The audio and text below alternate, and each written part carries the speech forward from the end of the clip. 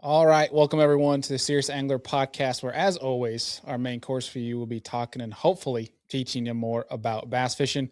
And, of course, some random rabbit holes here and there. Whether you guys are here to learn or to hear some bassin conversation, you guys are in the right spot. As always, I'm your host, Bailey Eichbrett. We are missing the captain on today's show, but we are with Idaho's finest, Mr. Adam Deacon. Dude, how things shaking? It's been a couple weeks. It's been a couple episodes away from the pod. It's been kind of hectic lately, which is totally 100% my fault. But how are things over in the great state of Idaho? Man, things are good. I agree, man. It's been hectic, but that's okay. We're getting into the swing of derb season for everybody and just fishing season in general and escaping our northern haunts to go fishing. So, yeah, man, can't complain too much. It's been pretty mild. I've been getting out, doing a little crappie and perch fishing, which has been fun. Same. That's been a good time, and just looking forward to getting down to the desert here in a couple of weeks for the first Super 60 of the year on Lake Havasu. Yeah, unfortunately, you won't be joining us at the Classic, which is a big bummer. But your Mm. live well did look pretty good the other day. I mean, that was a pretty mouth-watering live well looking at crappies and perch in the same live well. And Dude, not small ones either. stacked them up, man. It was fun. We had a good time. There was a lot in there of both perch and the crappie. It was fun to see the difference on how they set up. Like it was, the learning side of scope is really neat because you can see the differences, and it got to the point where you could really tell if it was a school of crappie or a school of perch based on not only the shape but where they were positioned, which was fun because it was showing an old guy, which is really cool. I haven't experienced this, but I mean, a guy in his 70s that is a good fisherman knows, and I didn't know that until I started fishing with him and seeing it work through his mind of what was happening and understanding it very fast. Like most people are like, "Oh, you can't pick up." Like he figured it out Picked up pretty the scope quick. pretty quick. Yeah, it was neat. That's awesome, dude. So Especially when you're stacking up the live well. It's a little bit extra incentive. right, well, like I like pulling out. I'm like, "Do you want to keep some of these?" He's like, "Oh yeah." It's like let's load it up, man. That's awesome, dude. So, That's so cool. what about you, man? What have you been up to? Uh, I've been having a great past 3 weeks of figuring out truck issues, which is half Dude. the reason why, I've been kind of behind on content and behind on podcasts is because 'cause I've been living at a dealership basically, which has been super lovely. Won't bore people with the story, but my DMs have been flooded with hundreds upon hundreds of messages, which mostly are like, "Should have got a Toyota, should have got a Chevy," which is like, I am guilty of sending you some of those messages, so I feel bad. that's different. It's not like you're rubbing it in my face. Should have got a Yoda. You like give me reasonings behind why you did what you did. Because I kind of kept you in the loop a little bit of what the troubles I was going through. But long Yeah. story short, I had a 2022 Ram that had a V6 in it that had 83,000 miles on it, driving down to Florida a couple weeks Mhm. ago. Mhm. Um, had a check engine light come on, but the weekend, like literally 3 days before I left, because I put all brand new, like $2,000 worth of new tires on this truck. I didn't know until after. They're the tires I sent you. I love those things. The KO3s Yeah, dude, are I the was so glue. happy with those. Yeah. They looked badass. They felt great. I was like hyped about the new tires, dude. The truck was looking mean. It just felt good. And I'm driving down I got this check engine light for the shutters on my grill. And they're like, yeah, they're just stuck open, which is fine because it's like if they're stuck closed, it's a problem, whatever. I'm like, okay. And I'm asking the technician, I'm like, I'm driving to Florida. Am I good to drive to Florida and back with this issue? They're like, yeah, check engine light's not flashing. You're fine. It won't be an issue. Uh-oh. 3 days later, I drive through this crazy winter storm down to Georgia to Louie, who's our host of Kayak Fishing Weekly's house. And I drive straight through. Everything's fine for the most part until about like halfway there. When I try to accelerate and get on the gas, getting on the throughway, it would immediately, when I got to certain RPMs, like almost back off, shut down for like 10 seconds, drop me 10 miles an hour, and I'd have to gradually climb back up to 70, which Oof. I'm like, gosh, dang it. Like, I called my brother pissed off because he jinxed me saying, he's like, well, you're almost 90,000 miles and it is a Ram with a transmission. And I'm like, you son of a, you jinxed me. Thinking I have to do transmission issues. Turns out it was the shutter issue that was causing that to back off. It creates like what is it called? A limp mode or something like that. Mm-hmm.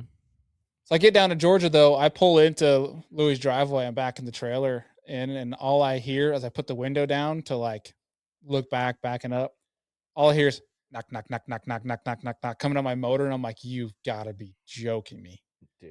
And good buddy of mine, Forrest, sent him that video of the motor. And all he says is knock, knock, mofo. He goes, you're screwed. And I'm like, oh my gosh, I'm so screwed.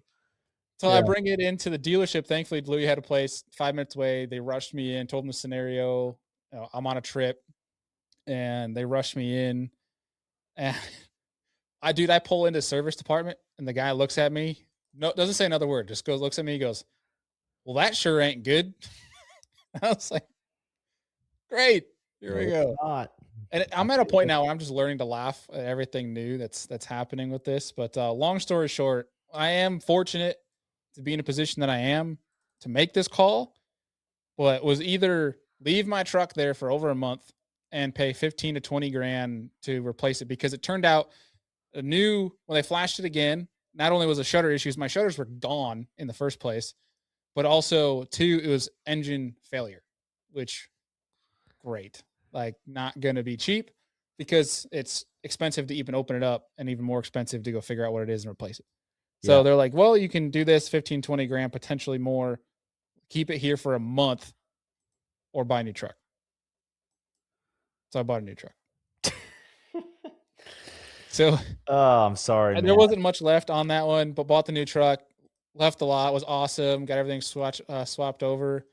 I get to Louis' house. We go to leave the next day and the big freaking flat screens they put on these new trucks doesn't work. Basically, if you click CarPlay, long story short, click CarPlay, whole thing goes haywire, flickers the screen, then shuts off. Doesn't turn back on until you start the truck again. So I need a new screen and a whole new radio already, which is thankfully covered under warranty, but it's a whole thing. Doesn't get replaced for another 5 to 6 weeks. But hey, I'm not even going to say it, but the truck runs great for right now. So yeah, that's what I've been dealing with for the past couple weeks. And we're pretty dang close to a lemon law right now. So yeah, I was going to say. It's been pretty brutal, but I will say I've been keeping perspective, though. We're alive, breathing, healthy, and we can still get to point A to point B. So I'll keep my complaints. First world problems, I feel. Yeah, first world problems, exactly. But things that are cool for folks that don't care to hear truck talk, because I'm sure over it now, is coming up on future shows. We got Cooper Gallant joining us. We should have a real biology for this coming Monday for you guys. Potentially a mix of 3 different guests. We're trying to get that figured out with Steve, with a hectic schedule with him, with a BPT event this week and also the Classic coming up. But we will have a real biology episode on Monday. We got Cody Meyer coming up. We might have a bonus show for you guys this week too with a Texas Hammer. And then also right now until the 24th at Omnia Fishing, especially for your pro members, 25% off dangerous swim baits until the 24th, which is a pretty nice deal, as well as some cool new arrival stuff, including like depths, football jigs, some stuff like that, some new reel handles from Iowa. Check out some of that stuff. But cool stuff coming down the line, but a awesome episode coming up for today that we're going to dive into a little bit here with talking about some buzz around the industry. Totally, man. Well, the other thing I was going to just mention, that dangerous swim bait is what Chris Zaldane was throwing on the final day on Lake Martin, correct? I believe so. It looked like it. Yeah. So anyway, hey, shout out to what is that new Instagram page? Pro Bass Report or Pro Bass Bait Report. Don't give up the juice here. Come on. I'm digging that. I mean, it's the juice for everybody, but you can see what people are throwing. I love it. Whoever it is, they're doing the Lord's work.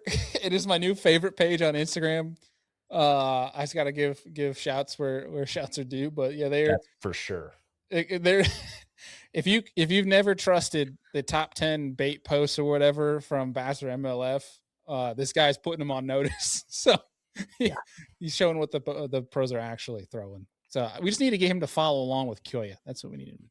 Yeah, we need him to just snipe photos of Koya. Yeah. Whoever it is, thank you. Don't know who you are. Long lens from the bank, just like, and then post them. All right. Yeah, Mike Long documentary style. Be up in the mountains, get the zoom. Yep. Yeah. Yep. Wearing a ghillie suit. You got it. Yeah. I love it. Well, man, buzz around the industry. Guys, Business for the Bass Boat section brought to you here by our friends over at Rec Lending. Give them a shout. Interest rates, man, I keep getting notifications going down. Love to see it as far as from borrowing cost perspective. And so if you are interested in looking at a new boat or a used boat and are financing, give them a shout. But yeah, man, I think the biggest thing here is the dual threat scandal. I mean, just whatever's going on there, man, is crazy. I'm not one to get into the details of a bunch of rumors, but all these guys are rightfully so pissed off about it. And I don't know why the bass fishing industry gets swindled at times. Not Gerald Swindle, but swindled from the standpoint of just, stuff happening. But like, oh, this sucks. Sucks to see. Yeah, essentially just guys, checks not going through, which sucks to see. But what was a cool idea is sounds like no longer. So bummer there. But on today's episode, we are talking about a new tournament that was also obviously talked about and launched at the same time frame of all of this stuff. That definitely caught some buzz because it's the winner wins $1.25 million freaking dollars. In basically the legitimate champions championship, the World Bass Enterprises, launching this new championship event that obviously we dive into with Dalton Smith and Brian in this podcast talking about it all, but a massive big money event with the top 25 AOI from Bass and MLF to go compete head to head. And it's actually going to happen. Checks aren't going to bounce in this one, which is the greatest news. We like to see it. Yeah, they're going about it the right way, right? I mean, there's a big difference between coming onto the scene, no one knows you, versus coming onto the scene and getting out there, getting in front of pros, getting in front of podcasts, getting people to know who the person is. So, man, I'm excited to see all this transpire over the end of the year when this all goes down. Yeah, I'm very excited for it because I think don't want to give away too much because you got to listen to it in the show. But I think this done right by all parties involved can be a very, very, very good thing for the sport. It's something that we've needed for a while. Not just talking about big money stuff, but positivity and getting this industry going back in the right direction. So love that. And one, it's kind of the buzz right now where, I mean, I've texted him twice demanding he tell me what this thing actually weighed. Well, I should say demanding, begging. But a potential 18 plus pounder out of California by our boy Damian Tao. Huge, man. I don't know if you see the pictures of that fish, but it is built like a brick shit house. That thing is huge, dude. Look, Damian's not the tallest guy, but that bass is like basically half of his size, which is crazy. I mean, dude, if there was a potential 20 plus pounder caught, like him being sneaky about this is like got my imagination running wild. Yes, he's doing it the right way. Like I'm sitting here like I'm trying to do measurements, like using AI to see width, length. Like how big is this fish?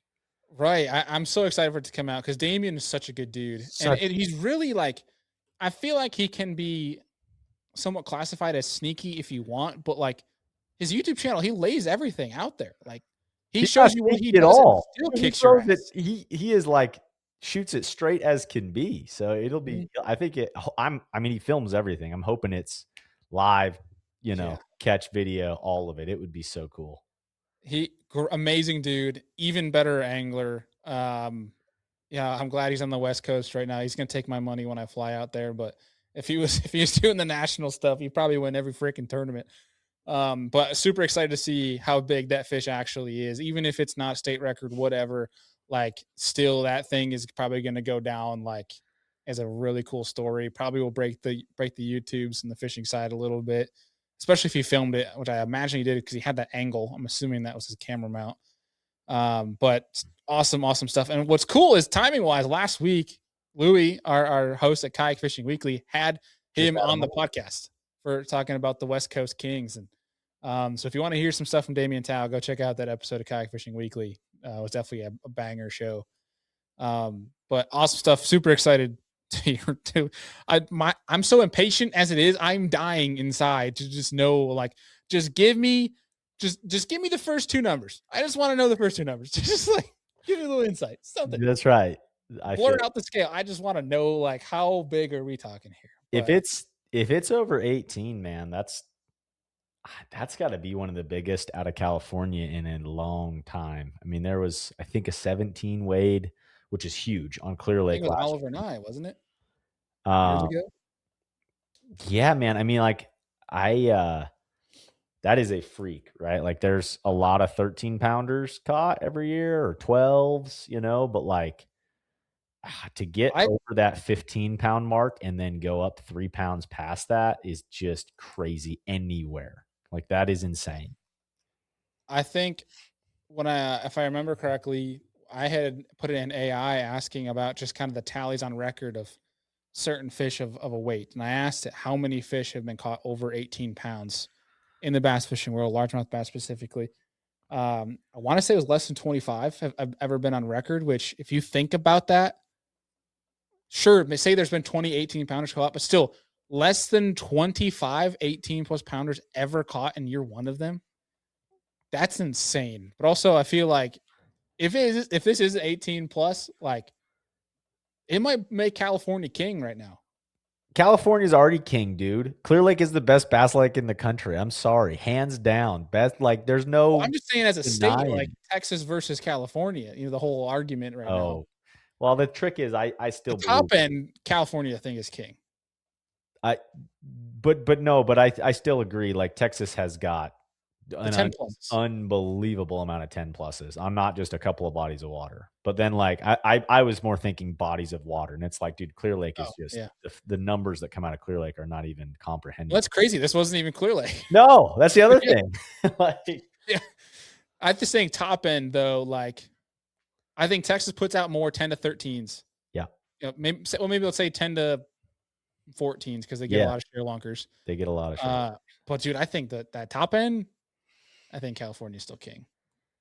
California king, California dreaming. Get I those like trout eaters, man. That's just such a big difference maker. it. It's Dude, and that's the thing about, okay, we're going on a long tangent on this, but it's badass. We love to see this stuff. Damian's been catching him in such a badass way recently with giant topwater trout baits, giant trout swim baits. And again, he's not being sneaky about it at all. He's just like, I'm gonna show you what I'm gonna do, and I'm gonna go catch a giant in your face. I love it, dude. I literally, like, people talk about the glory days of California swim baiting, right? And they're like, oh, that's over. Like, the trout thing's gone, or like, it's just not nearly what it was. And he's like, bet. like, Yeah, like, hold my beer. yeah, literally, right? Like, I mean, it's kind of the same way in the hunting world when everyone's like, oh, you should have seen it way back when. It's like, you can make it the glory days now. Like, like, Yeah. he's doing it. Like, he's showing you that they're still there. Like, that's so cool. What would we do if that was a world record? Oh, lose our minds. Oh my gosh. Because Damian's such a humble guy too, where like I feel like him hiding something and creating buzz like that, it did poke in my mind a little bit. I'm like, damn, could this thing? Because just his personality, he's such a humble, modest dude that I'm like, could he have a world record? I don't think so, but that would It's got to be over 22. I think it's 22 is the no, world record. I don't think it's that big. But man, look, there's no I don't know how tall he is. like, No disrespect to Damian, but he's not that tall. okay, all right. He's around 5 foot. Yeah, okay. So I mean, I don't. This is me trying to manifest something awesome for him in the sport of fishing, because it's like people saying that these trophy fish are done, like they're not going to be caught anymore. But no, it's like hold my beer. It's crazy. Either way, we'll end it there. Looking forward to that. Obviously, when we get an update on it. If you're not following Damien, you need to, but we'll give you an update when we know. But super dang cool. But keeping up with a lot of Durbin going on. I Durbin was is gonna in say full peak. we can rip through the Derbs here. Yeah. Watched Fisher Anaya win. Unbelievable. Dude's an unbelievable talent. Really, really cool to see at his age, his level. Clearly, is a problem on the Elite Series. So cool to see that. Hartwell BPT this week. We got a BPT event. So looking forward to the second event of the year for the BPT ripping off. We've got a couple announcements for Derby's championship events. We've got number one, the NPFL championship is going to be on Lewis Smith Lake in February, 26th to the 28th. So you're talking about next year's championship. Is that correct? No, I think it's like their championship's happening like in a week. Oh, I'm dumb. So You're that good. was already out I there. think it's their first one with no forward facing too. Oh man, first championship without forward facing on Lewis Smith Lake of all things during a forward facing time of year, February. Yeah. Dang, cool. There gonna be some docks flip, that's for sure. Yeah. That'll be super cool to watch. And then you've got the Rayburn Open starts this week. First Open of Division 2, I think they're calling this side. I don't know. The more central division. Yeah. And then the Lake Hartwell Bass Nation Championship just got announced, fresh off the press. Lake Hartwell will host the Bass Nation Championship in November. So that will be super neat. And our dude Nick LeBrun, won the Toyota Series on Rayburn. That dude is unstoppable when it comes to East Texas / Louisiana lakes. He just pops a random one, I feel like, almost every year down there. Best way to be, man. All these guys are talking about consistency and blah, blah, blah. And that's all cool. You make a lot more money when you just win one every once in a while. Just win it. Yeah, it's the truth. I'm just going to win the damn thing. I mean, like, yeah, you'll hear Ken Ma talk about it all the time. He's like, I'm not trying to be consistent. I'm trying to win one every once in a while. And then he does. Like, yeah. Amen to that. Well, awesome stuff. We got an incredible episode. So I will end my ranting because I could talk about some of these things for forever. But we have an awesome episode with Dalton Smith and Brian from the World Bass Enterprises. So I think without further ado, let's get them on. Let's do it. All right, we are recording now. All right, folks. We are joined by Dalton Smith, Mr. Brian Bird from World Bass Enterprises. Fellas, appreciate you taking the time out. I'm sure you guys are going around the entire fishing podcast carousel, and for good reason, because y'all are kind of making some buzz. But appreciate you taking the time and looking forward to our chat. Glad to be here. Thanks for having us. We're glad we're making some buzz. Positive buzz, right? That's positive right. That's buzz. The important part. Yeah.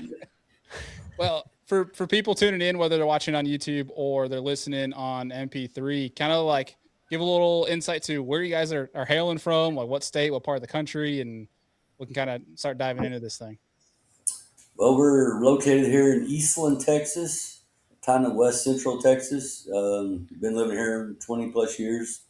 Dalton guides down on OH Ivy, south of here, about an hour and 20 minutes. So pretty good location. You know, we got some really good lakes close to us to go fishing. We got Possum Kingdom Lake, Hubbard Creek Lake, Ivy. There's just a lot of good lakes around here. It's a great place to live, raise your family. Small town, 4,000 people. And this is headquarters. We're in the conference room the day of the office to join you guys and talk about everything we're doing. So thanks for having us. Yeah, that is not a bad place to be for a bass fisherman. It's really not. A mecca. Yeah, you're in big bass country, which is cool. Well, man, I guess to start here, guys, like what sparked this? I mean, it's, you know, from an outside perspective, it seems like it's been a really strong launch as far as, you know, pros posting about this. It seems like it's been really curated from the media side, getting out, getting in front of people with different podcasts and news sources and otherwise. But give us a little backstory here on where this all came about. Yeah, so it actually 2 years ago, we'll go all the way back 2 years ago. So Brian mentioned that I got on Ivy. Brian was actually my first client when I moved from Kentucky to Texas to kind of continue my business, my guiding business. And we just became friends and we fished all over the country now together. And the last 2 years fishing the Bassmaster Opens, we were in Minnesota fishing on Leech Lake, but we also stayed after, and there's a bunch of great lakes. I don't know if y'all have ever fished up there or not, but you've got Mille Lacs and a couple other small lakes that are just unbelievable smallmouth fisheries. So we were up there and we were on the shores of Mille Lacs Lake with a big group of anglers, and Brian was with us, and we were cutting it up by the fire, and he was just hearing all of us talk, right? And Brian's an avid bass fisherman, and he's caught some giant bass himself, but he didn't really understand fully the whole two leagues and all the, I guess, quote unquote drama around it and all the hype and all the talking in the back and forth. And he started hearing us talking and just sparked an idea within him, and he just brought it up, and we were like, golly, no one's done that, no one's tried to do it to our knowledge, and it sounded like a great idea. And as that year went on, Brian and I circled back to it every now and again and just kind of talked about it, but there was no play yet, right? We honestly kind of thought it was a little far-fetched, but it was still there. And then fast forward to this past summer, we were back up there in Minnesota again, sitting around a fire again on a lake in Minnesota, and we sparked the idea again. And when we got back from that trip, Brian called me and said, "Hey, let's start poking this bear and kind of seeing what we can do." So ever since, I guess, September, really, we have been full steam ahead and just made it to what it is now. And obviously, World Bass Enterprises, we're having the Tournament of Champions, and there's a lot of details in that, and I appreciate you. We worked hard on the launch, and we think we've been very transparent with the anglers and the fishing community and everything, and we're very excited to bring the sport something that has never been done before. Yeah, I mean, you just throw out the idea of $1 million, you're gonna get a lot of attention off that alone. I also got to say, selfishly, I love the name World Bass Enterprises, and I think our team was talking and joking internally that the first thing that came to our mind was from Step Brothers, the Prestige Worldwide. I don't know if you guys have seen that part, but I saw that. I'm like, this is amazing. You could do so much with this. So, love the name. But yeah, let's start diving into the specifics of this event. I mean, obviously, the big deal of being able to win over $1 million for first, let alone what you could win for second, third. So kind of like give an overview of where the event's going to be at, when, and kind of like the big details. So the tournament itself will be on Old Hickory Lake there in Hendersonville, Tennessee. We'll be going out of Saunders Ferry Park there on the lake. It's a really nice park, around 60, 70 acres. That's where the weigh-in will be held. We'll have bands playing throughout the day.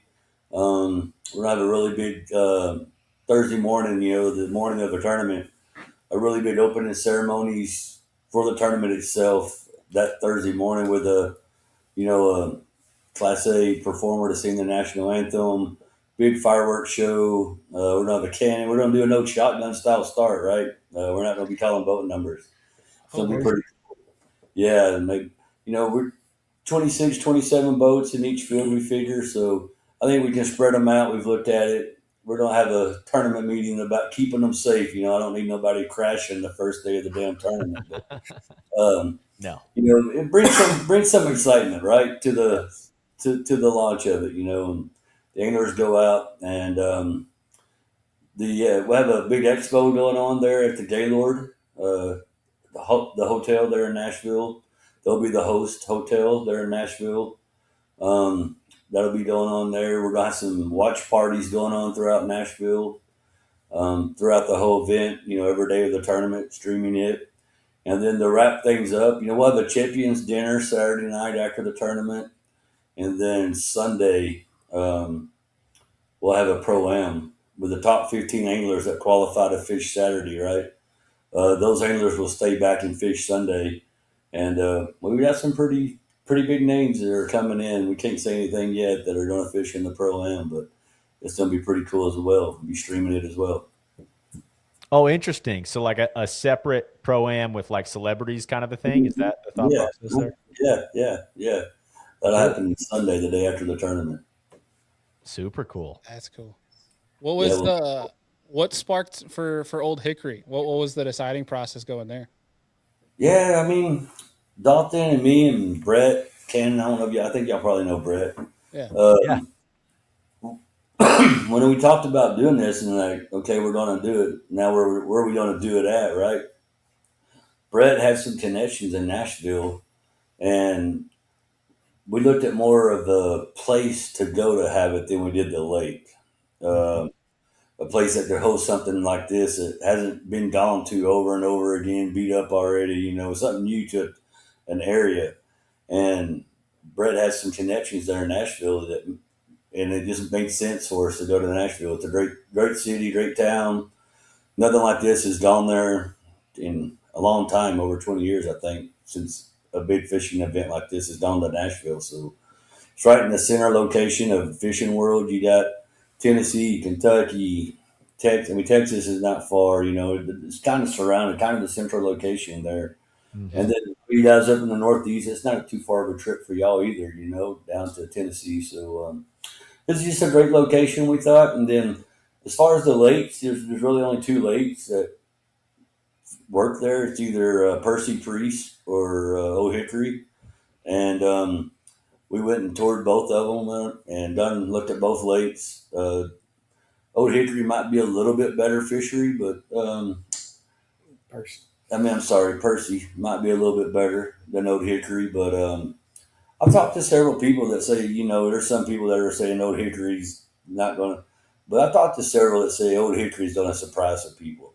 That it's going to fish pretty good. And look, we're talking the top 50 anglers in the world, right? They're gonna figure it out. I mean, we're going to allow them to lock into the river, and, you know, go after the big smallies if they want to that are in the river, from what I understand. You know, so they'll catch the fish. They'll find them. The fish are in trouble. Yeah.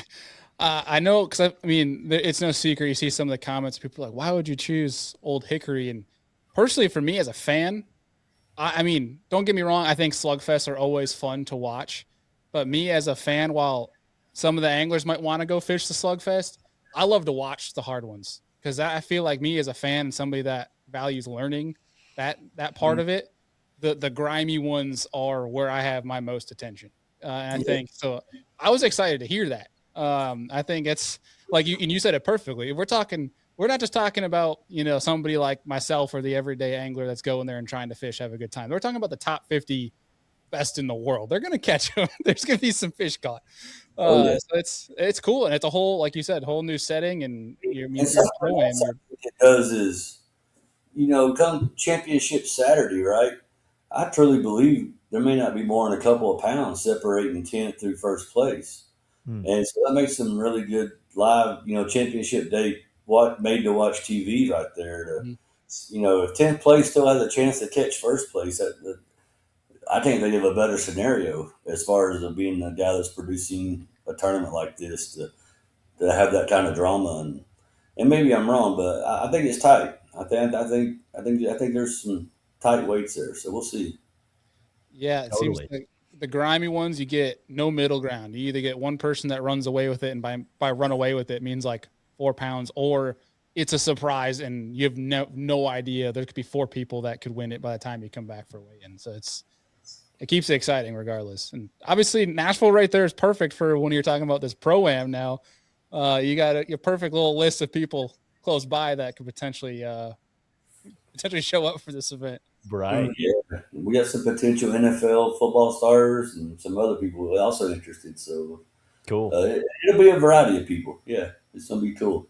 Man, I'm probably the odd one out in this room, but I have never been to Nashville. I am headed there in 2.5 weeks. I live out here in Idaho, so certainly in the Rocky Mountain West, and I'm excited. Never been, and I think it'd be an unbelievable host city. Been to a lot of classics at different places, and I've always wondered why hasn't there been a big fishing event in Nashville just with everything that it has going on? This is super cool. Yeah. I used to live close to Nashville, about 2 hours north of it, and it's an unbelievable city. Whether you're there for a different reason, there's a lot to do, a lot of things to do with the family. You know, there's going to be watch parties, like we've said. There's a lot. Obviously, Broadway is a very popular street there to the younger crowd, so it's going to be a great host city for our first year for sure. Awesome. I liked how you mentioned first year there. What's the outlook of this? I mean, is this kind of a one and done derby? I mean, we saw kind of Bass Pro Shops come in, run that huge team event. Then it kind of, what's the thought process? And obviously it's first event here, early stages, but what's the overall goal with all this? It's long term. I mean, we've already talked to the Gaylord and some other people that we're working with throughout this, and working on year two things, so uh, people want to know where do you go in the next year. So we don't want to recreate the wheel our second year. So I see us going back to Nashville year two, and then years 3 and 4, we'll figure that out. But there is, the goal is to. I mean, I was talking to a friend of mine today about all this, and you know, I'm not knocking the other leagues at all, but it's just strange. The more I learn about this and think about it, is you have your leagues fish all year, and then they have their championship for their anglers the following year. There's not another sport in the world that does that, right? That'd be like the NFL playing the whole season and be like, all right, we're going to the Super Bowl next year, and these two teams are going to start the year off. I mean, any sport that you look at does that, and so I mean, they're coming up. Their big tournaments are coming up, and awesome. They'll be great tournaments. The Classic's been around forever, right? It's the granddaddy of them all. The Red Crest will come up, but those are all guys that fished last year and how they performed last year, and then they're going to fish the champion, what they call their championship this year, and call it this. They want to call it the Super Bowl, but I don't see how it really is. I mean, that's just my opinion. I mean, it seems like you fish the season, which ends in August, and then you take the best anglers out, and there's a nice 2 months break there for everybody to kind of relax and enjoy it, and then you have this big true world championship tournament that comes in and takes the best out of both leagues and puts them on one big body of water, offers the largest prize ever as far as money in the history of bass fishing. And that's what I mean. I've read some stuff, that says, well, just because they win in one day, they're not a true world. Win in one tournament don't make them a world champion. Well, it does make them a world champion. That's like saying just because they won the Super Bowl, they're not world. Yeah, right. Super Bowl. Just sometimes people don't think before they open their mouths. But yeah, that's an understatement. yeah. But anyway, yeah, we're looking forward to it. I think it's going to be awesome. Great. Yeah, for anybody that hasn't seen the press release and stuff that came out on it, because can you go over the payouts again? Because that obviously created the big buzz. Was 1.25 million for first, but how does it go from there? I got it pretty much memorized. It's 1.25 million for first place, 500,000 for second, 300,000 for third, fourth is 200,000, fifth is 100,000. I'm sitting here going to the website now to get the rest of them. I know it pays through 15 spots. I think it goes to 85,000 after fifth. Looking for payouts. So basically, if you make the final day, you're getting a pretty hefty check. The top 15 the worst. Where is that thing? Payouts. Is this entry fee or no entry fee? No entry fee. Wow. Yeah. You don't say that too loud. Damn. I was gonna say. yeah. Nowadays, let's address the elephant in the room here, which is with everything we've got going on with this other league situation. I mean, man, who is backing this? How does it work? I'm just thinking economically, right? Like the way traditional tournaments have worked. has, Bass or MLF goes to a host city, says, hey, we're bringing all these people. They get a check from the host city, they get a check from their sponsors, and they make it, enough to pay for the event, and entry fees are involved in all of that. And then it's like, we haven't seen $1 million tournament payout since the early 2000s, late 90s. And even then, when it was $1 million for the Forest Wood Cup, wherever it may be, it then dropped off pretty drastically with that. But how does this all economically work? And just thinking through from the business side of things here, where do you see the investment in this from who's all involved? Well, as of today, I've been the one putting in all the money, personally, to get us to where we are today. Put a little over $3.5 million to get to where we're at today. Willing to put up the rest of the money as needed. But we made our announcement. Now we got sponsorships. I mean, we got people calling us now, right? Some pretty big names, endemic and non-endemic. I mean, NASCAR. I mean, there's some pretty big non-endemic sponsors that are potentially looking at investing a lot of money into this thing. I can't say a whole lot, but I can tell you that we're going to be successful. We're going to. The interest is there. For people want to see this succeed. They love the idea, and I'm talking non-endemic right now. Yeah. That understand, they want to, that like fishing. I mean, I'm talking about people that are just fishing people. They're not pros. They're not, but they know about the industry. They know what we're doing, and they're pretty well off in their lives. And we've gotten some attention, some pretty cool people. So there'll be more to come on that. But yeah, it's growing legs fast. That's No, it's awesome. I mean, really, truthfully, every day we walk in, somebody new has reached out to us through our website. You go through the website, you can put your information in there, what you're interested in. If you want to go to the expo, or if you want to participate in that, or if you want to be a sponsor, or if you just have questions or whatever. And we walk into something pretty cool. It seems like every morning when we come into the office. We have a gentleman here at the office. His job is to monitor all of that stuff that's coming in through the website.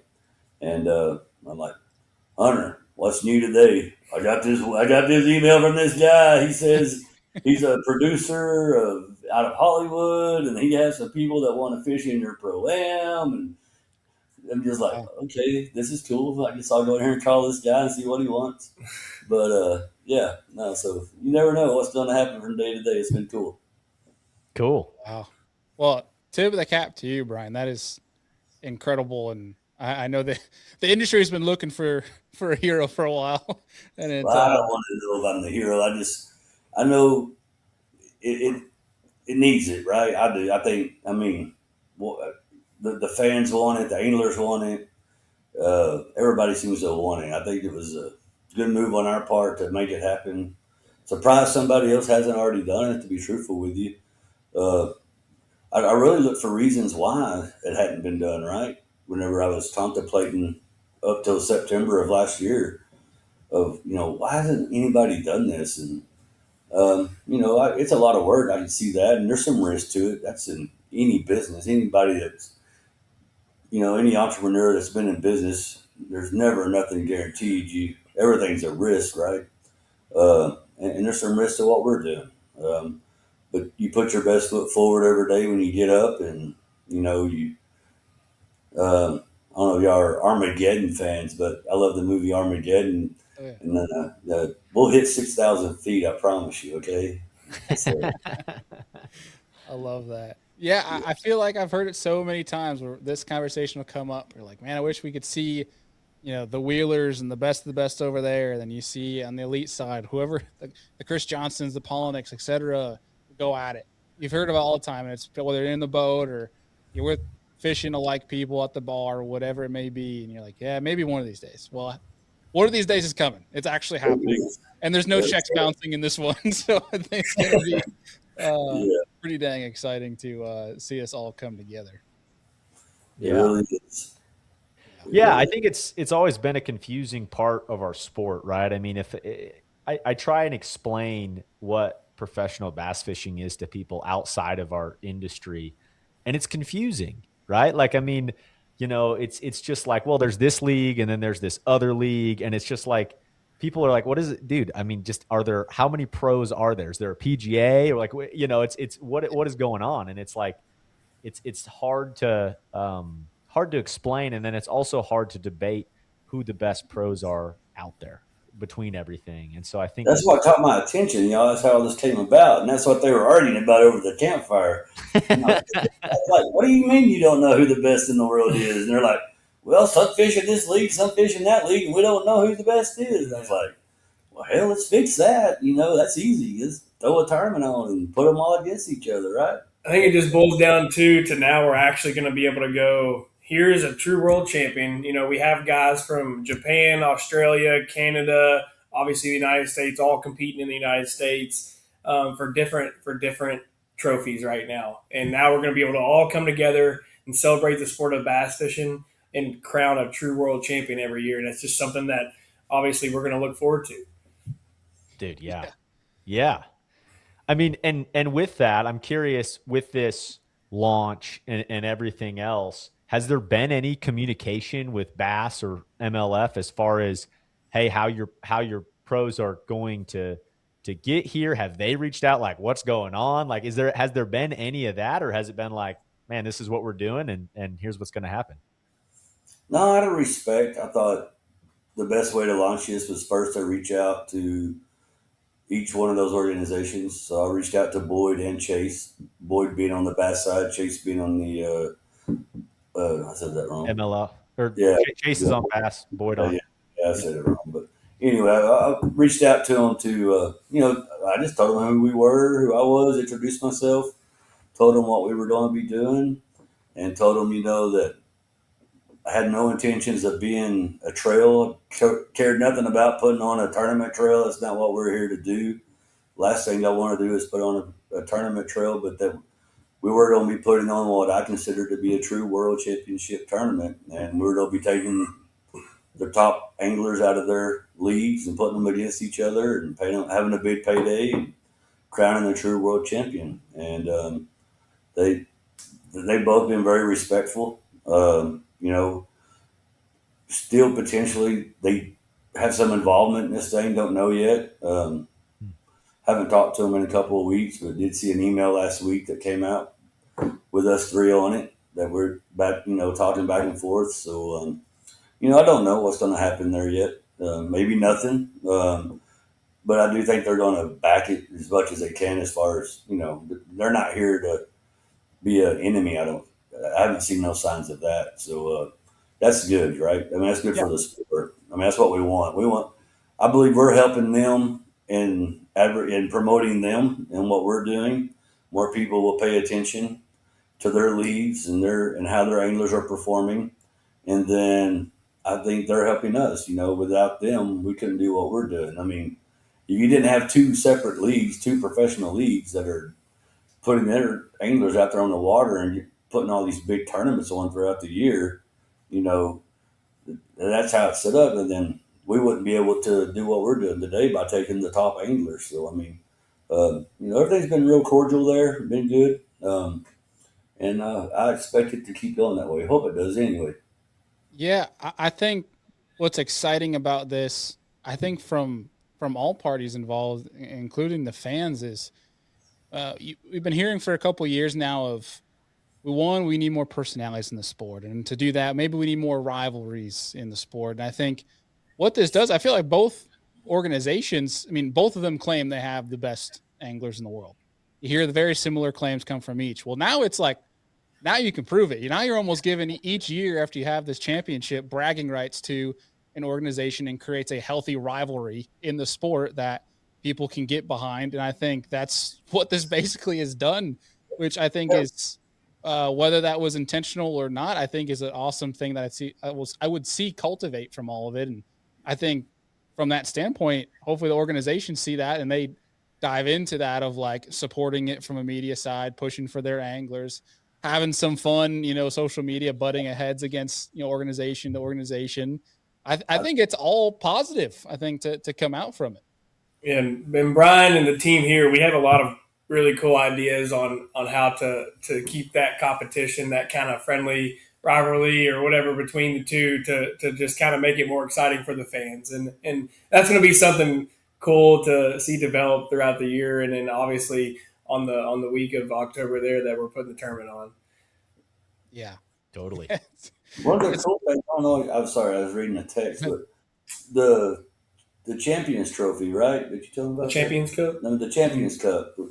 So whichever league produces the winning angler that comes out of Bass or MLF, we're going to present them with this really nice Champions Cup trophy. They'll have the champions on it. It'll have the name of the winner, how many pounds he had, and it'll be year 2026.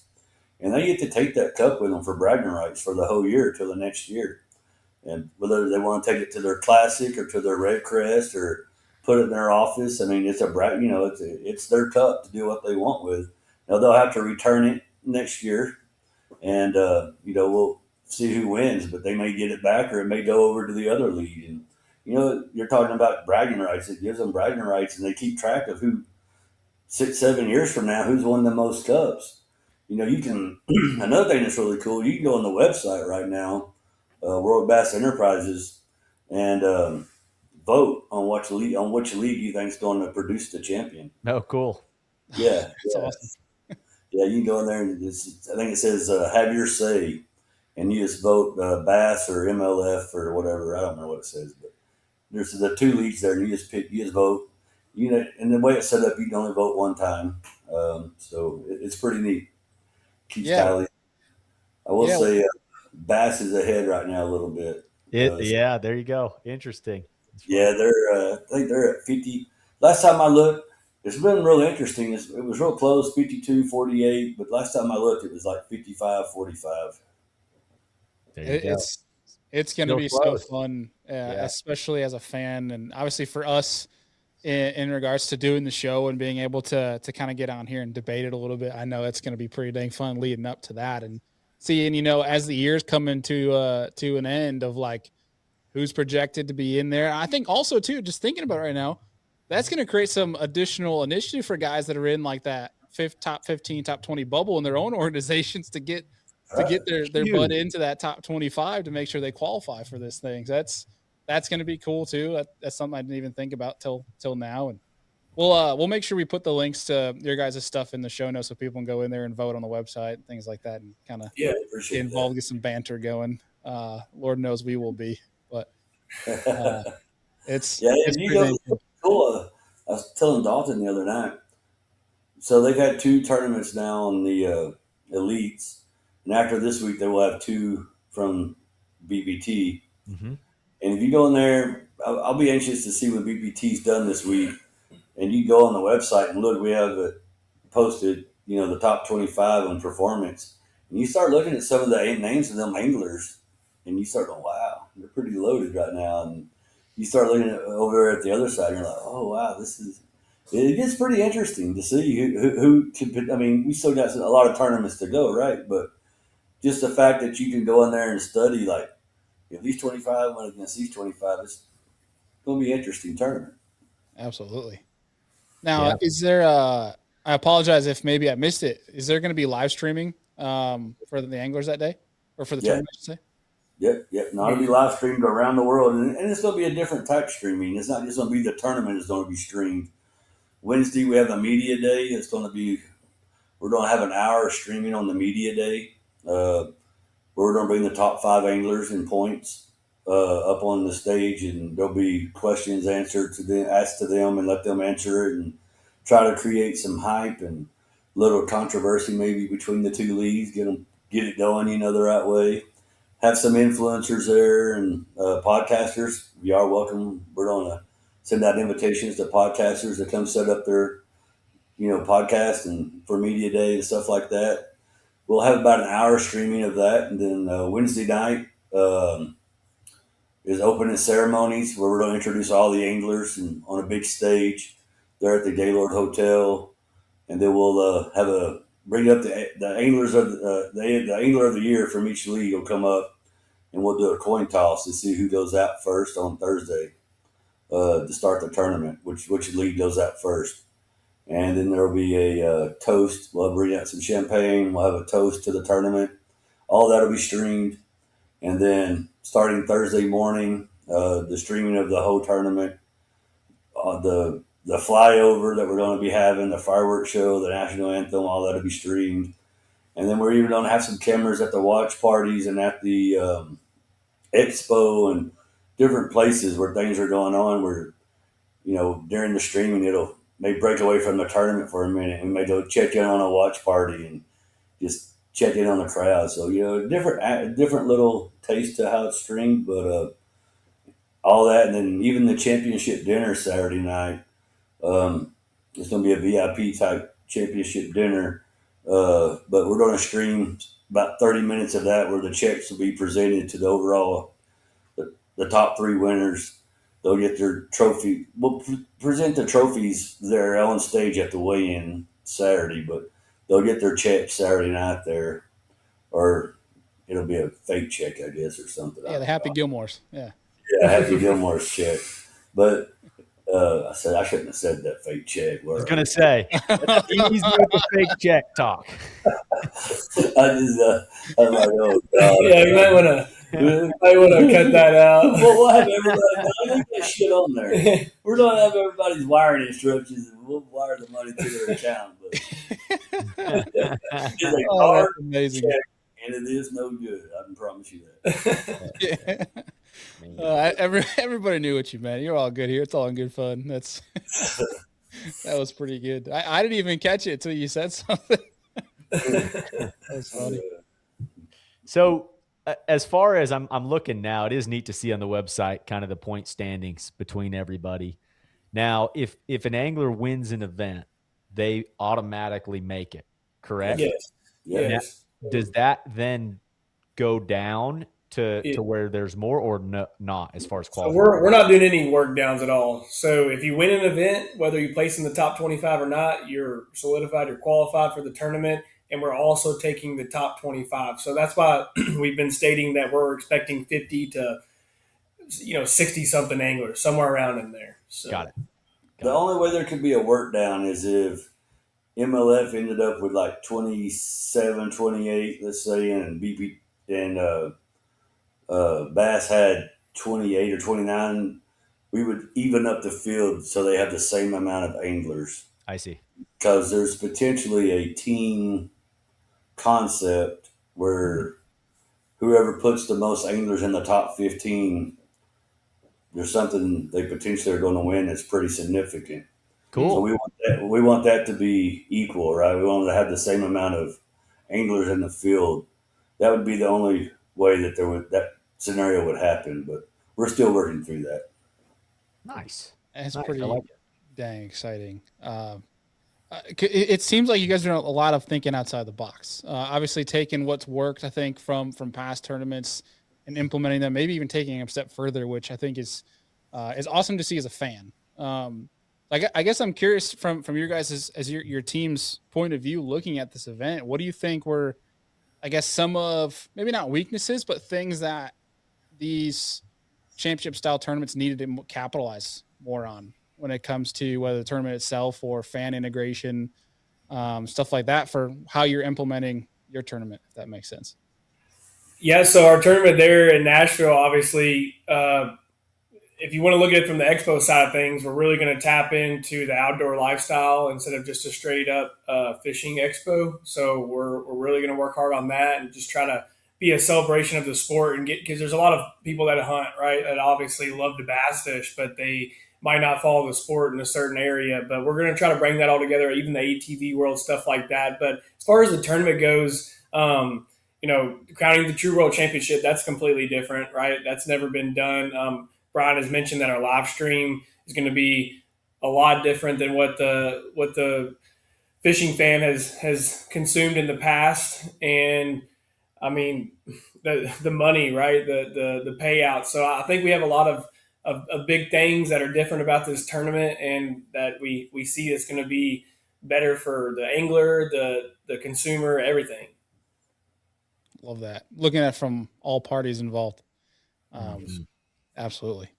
One of the things I had too, I was curious about. So obviously, with being the buzzword the past couple of years of forward-facing sonar, your guys' format for using it throughout the event, I thought was pretty interesting.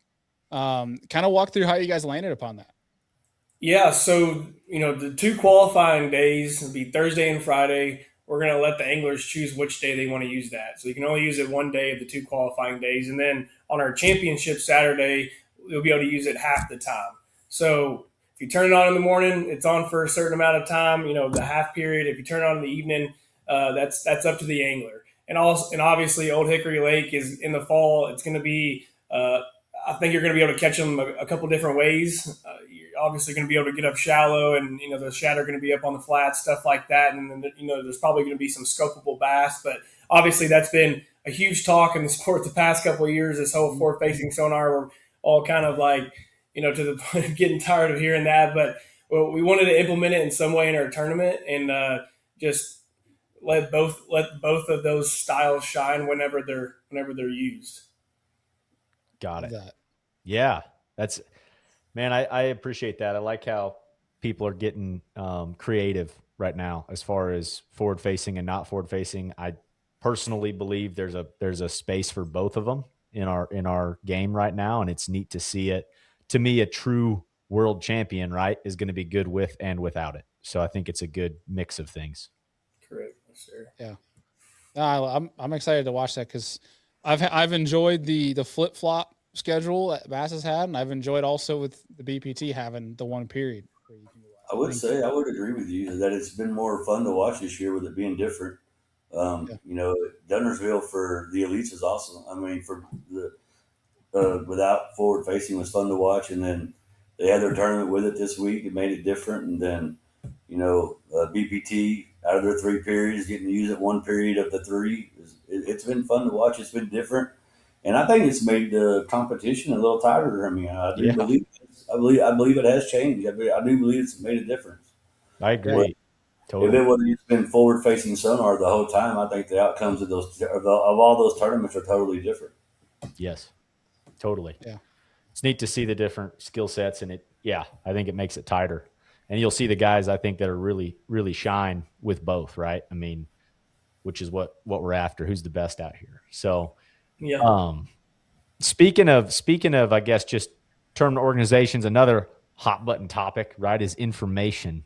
And how does that work as far as on Old Hickory for the guys that qualify, the anglers who have been invited that have the potential to qualify based on where they finish throughout the season? How does the no info rule work?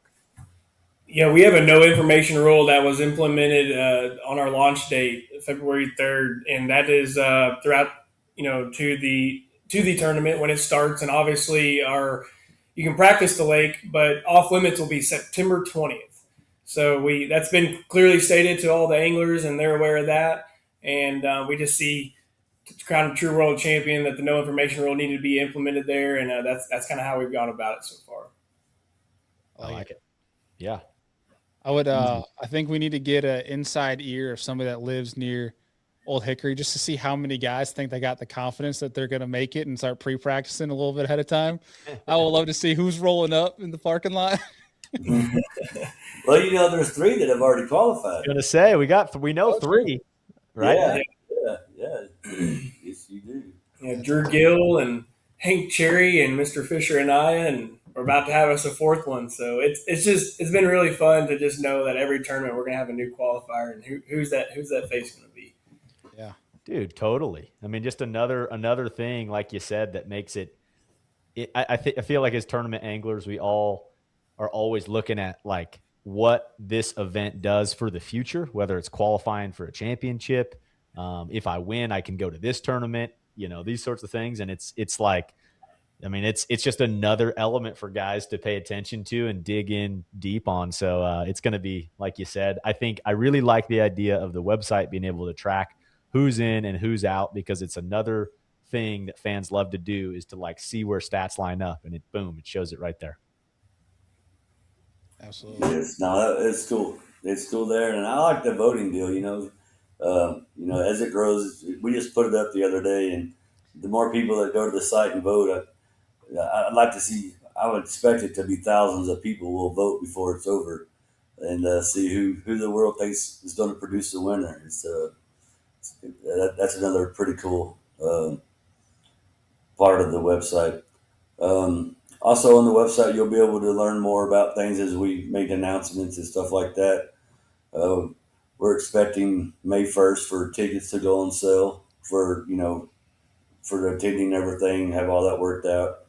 That's on the website. I think it announces all that right now. So, as things develop and we learn more and get more further down the road and put things together that come together more, we'll be able to make more announcements. But and there's still some really cool things that I think that are going to be announced that are going to make people even more excited about the event. Just to bring their involvement, right? There's something potentially coming down the road where they're going to get to vote on one angler to put them in this tournament. The world is, and so that'll be cool too. We're about to see some like presidential campaigns running of guys trying to get fans to get them in. I mean, I don't blame them either, honestly. That's incredible. I can see a lot of people trafficking the website to like looking at standings and stuff, similar to how people do for like the NFL bracket, the playoff bracket, March Madness type of deal. Just seeing like who's in, who's not, looking at it updated. That's I think the more you guys make from that, from a fan integration stuff on the website, I love seeing what you guys are doing. Yeah. So for people that are looking for that updated info, just keep checking the website. I'm assuming social media is going to be a place for you guys to keep people updated as well. And where else can they follow along? Yeah. No, lots of good things happening and lots of good things to come still. So it's been great. It's been a lot of fun. It's been a lot of work. I'm not going to kid you. I mean, these guys have worked hard, and we know we still got a lot of hard work ahead of us. But it's going to be worth it at the end of the day. Yeah, I think you'll be sitting there on the last day after the pro-am looking back like y'all did something big in this industry. Huge. Yeah. Massive. That's the go. That's the go. And to keep it going. Have you found time at least to go down to Ivy or anything like that? Have you guys had time to sneak away and go catch? Yeah. We've been sneaking out a little bit here and there to fish. Brian's actually got a tournament this weekend, so he practiced a little bit last week, and he's got them figured out. We got a little cold front blowing in here. Man. Yeah, easy. He's got them found. But no, I mean, all these lakes around here have been fishing pretty good. We've had a little bit of a mild winter, and obviously you talked about that cold front earlier and stuff like that. We like it to be as cold as it can in the wintertime. It seems to get those big ones to bite. But the water temps just haven't got down super cold this winter. Man, same out here. I think, Brian, I heard on the podcast with Luke, you did something in the mountains and some fly fishing. That's my neck of the woods. My day job is farm and ranch real estate, and it's a lot of these properties are sold with the fly fishing in mind. But right now I'm nervous, not only for our bass fishing, but for our pastures. And we have not had the winter. It has not been. It's been so mild in the Mountain West right now. So I have a ranch up in northwestern New Mexico, up around Chalma. Yeah, beautiful zone. Yes, sir. And the Los Pinos River runs through it, and I implanted a bunch of rainbows in there, and I feed them until the river freezes over, and I take the feeder out. But there's a little old lady in the valley there where the ranch is, and she's upstream from us, and she's lived there 90 years. She's 97, 98 years old. So I don't know. Since she's never seen the river go dry. But I was talking to her the other day, but she's worried that this. I mean, it's going to be hard. I mean, we won't be fishing for them this summer. I can promise you that. We're not going to put no stress or pressure on them, and it's going to be bad. I'm afraid you're right. The rivers are going to be low. Yeah, and you're no secret to West Texas living in boom and bust when it comes to drought cycles. I guess the only benefit that I see on the on the big game side of things is there's, with how mild it's been, there's going to be some strong antler growth on some critters this fall. I'm not sure if y'all are hunters at all, but that's been the talk of a lot of these hunting places right now is like, boy, there's going to be some big antlers walking around. Oh yeah, no, the zone we live in is pretty cool. We're right there on the border. We're got the Rio Grande Forest, which is pretty good, but the to the south of us there in the Carson National Forest, it's home to the largest elk herd in North America, and not a lot of giants in there. My brother did kill a 376-inch bull elk, just about a mile from our house there about 3 years ago. So it can produce some pretty good bulls, but yeah, it'll be cool to see what they do this year for sure. That's cool, man. I grew up in Colorado. I've hunted right there outside of Chama, so I know exactly where you're talking. Okay. That's awesome. Yeah, Chama's beautiful. I mean, that part of the world, all of the mountains are beautiful.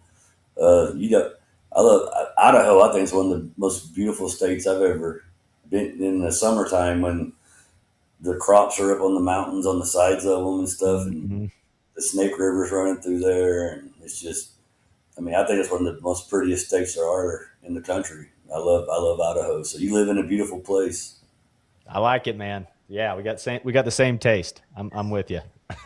Deacon's about to skip his event and come to hang out with you at the Classic. Yeah, we don't need to go fish Havasu. I'd rather go hang at the Classic. I'm a little annoyed that we scheduled that tournament during that time. It's like, guys, what were we thinking? But anyway, where we're at. I think we're taking our cameraman with us. We'll have some videos we'll send to you. All the fun we have. Cool, man. Yeah. You can live vicariously. I like it. Awesome. Well, fellas, anything else that the people should know before we wrap this sucker up? Man, we're just really good old country boys, really, at the end of the day. Been successful. Started an electrical company 30 years ago with not much to my name.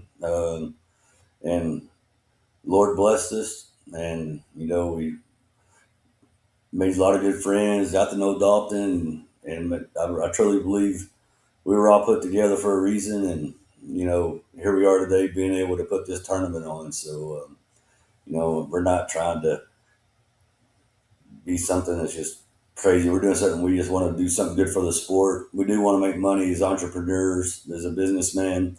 But at the end of the day, we want people to come to Nashville and have a great time and be one of the greatest experiences they've had in the bass fishing world, tournament-wise, for the angler, the spectator, for everybody that's involved. We're going to work real hard to make sure that happens for them. And we appreciate everybody's time and appreciate everybody that's been watching and staying tuned and promoting the event. And I hope everybody will continue to do that, because that's what it's going to take for us to be successful. As a fan of bass fishing, I say thank you to you guys, you and your team. What you guys are doing, it's awesome. And anything we can do to help you guys, phone line is always open. Looking forward to seeing it all come to fruition. But it's very, very exciting. Bailey and Deacon, the Serious Angler Podcast, we appreciate you all having us on here and being able to tell you what we're doing and how excited we are and some of the ideas we have that are definitely going to change the sport of bass fishing, in our opinion. And we're excited to produce this event, and we'll see y'all in Nashville. I'll conclude it with, there's the one word that people make fun of in this industry, and that is the word game changer, because it's used so many times. I think it's okay to say that this is a freaking game changer. Love that. Appreciate you, boys, and we'll be talking to you soon. Thank y'all so much. All right, folks, that is going to do it for today's episode with the team over at World Bass Enterprises. And Deacon, I have one wish. I might just ask them for permission to do it, or ask that they do it, but literally get the clip of Prestige Worldwide from Step Brothers and then just AI their faces into it. Because it just has to be done, dude. I mean, I'm hoping we could get some anglers involved with that. Like, I'm thinking like stepbrother type wigs on the two guys who are duking it out at the end or something. And it's going to be on Halloween. That's the other thing here. If you look at the dates, it's on Halloween. But yeah, the prestige worldwide. For those of you who did not grow up in the same childhood time frame as Bailey and I, if you have not seen Step Brothers, you missed out on your childhood, unfortunately. One of the greatest movies of all time. Oh, literally. So that's the first thing I agree with. The name of this just makes me think straight to that. So I'm hoping something comes of that. Yeah. Oh, I can just see so many different ideas. You know, they say like the Pinta, the Santa Maria, you just plug in boat names instead. The Icon, the Don't Ranger. crash the boat. Just don't crash a boat, please. Yeah, just no crashing boats. No. Yeah, no kidding. Holy smokes. But really exciting stuff coming out of it, especially when they're talking about how there's communication between them and Bass and MLF. And I think done right from a marketing and PR standpoint, this could be really, really, really good for the sport of professional bass fishing. Super cool. Yeah, especially the fact that it's legit. The checks are not gonna bounce. And it sounds like they have a lot more plans outside of just writing checks. They want to do a lot of stuff for the entire sport of bass fishing, not just giving anglers something to win, but giving a lot of stuff to the fans, to the industry itself. So love to see that they're looking at this thing from the full picture. And I also appreciate, obviously, Brian's outlook as an entrepreneur, as a successful businessman, but his appreciation for a young guy's outlook on things with Dalton. I think seeing that and that teamwork right there, that you see a lot of these up and coming companies, brands that when they obviously have gotten to the point where they are for a reason, but when they are willing to be open-minded and see a different generation's outlook on things, I think it's when you see some people be successful long-term. And so that for me that was a cool thing to look at. Yeah, man, it's special, right? I mean, it's taken into account what are consumers and anglers interested in right now. And it's like, this is an ongoing debate going around every, like he said, campfire, bar, drink with your buddies, like whatever it may be at the boat ramp in the morning, saying who is the best out there. And there's, all this stuff built on, well, this guy's better because of this many wins and whatever else. And it's like, hey, let's just have a tournament with the top dudes and see who actually does it. So that's what's happening, and it just happens to be attached to some serious dollars when it comes to record-breaking payouts in the bass fishing industry in general. So I'm excited to see how this all transpires, and like clock's ticking. It's February. They've got until November to get this show going, and I can't wait to see the process along the way and who the qualifiers are. Absolutely. Well, we will link everything down for the World Bass Enterprises and the championship down below for you guys to keep up with, the website, social media, all that jazz. Hopefully it's something that we can be on site for and experience firsthand. But even though it's going to take, my bow season's gone. Looking at the calendar, it's so sad, but it's okay. It's okay. For stuff like this, I'm happy to sacrifice Nashville. At least get November. We get November. We get the good month, I guess. There you go. But Deke, anything else for the folks before we tune out here? No, man. Just looking forward to warm temps, even though it's about to snow. I'm looking out the window right now, but I think we got tricked a little bit this winter. I feel like we're about to get hammered, but in the meantime, I'm waiting to get down to Arizona where it won't be cold. It's warm always there. Yeah, no joke. Well, folks, appreciate you tuning in. You will have a treat with a bonus episode from a sneaky Texas hammer, big bait hammer, this week as well. And look forward to a new episode of Real Biology on Monday and Cooper Gallant next week. But appreciate y'all as always for tuning in. See y'all on the next one. Peace. Beauty.